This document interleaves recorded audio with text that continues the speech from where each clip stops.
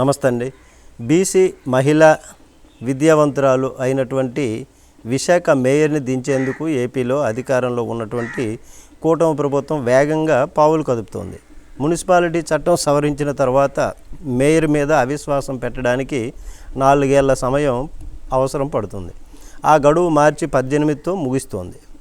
దాంతో కూటమి ఎమ్మెల్యేలు, కీలక నేతలు విశాఖ మేయర్ పీఠం మీద కన్నేసేశారు.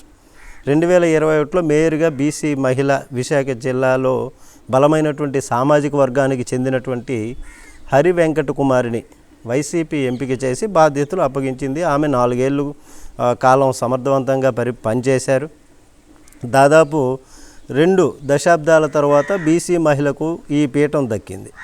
99 మంది కార్పొరేటర్లు ఉన్నటువంటి ఏపీలోని అతిపెద్ద కార్పొరేషన్కి మేయర్గా ఉండటం అంటే ఎంతో గౌరవంతో కూడినటువంటి బాధ్యత. మరో ఏడాదితో ఈ పదవి ముగుస్తోంది. అనగా కూటమి ఈ చట్టంలో ఉన్న అవకాశాలను వాడుకోవాలని చూస్తోంది అంటున్నారు. ఇప్పుడు 4 ఏళ్ల తర్వాత మేయర్ మీద అవిశ్వాసం పెట్టవచ్చు అన్న నిబంధనలను చూసుకొని వ్యూహరచన చేస్తున్నారు.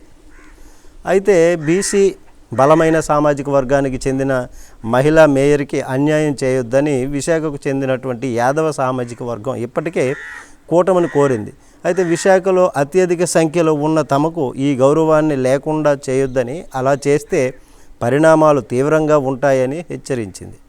కానీ ఏడాది దాకా అధికారం చేతిలో ఉంటుంది అన్న ఆలోచనతో విశాఖకు చెందినటువంటి కూటమి ఎమ్మెల్యేలు అధినాయకత్వంపై ఒత్తిడి తెచ్చి విజయం సాధించారు అని అంటున్నారు.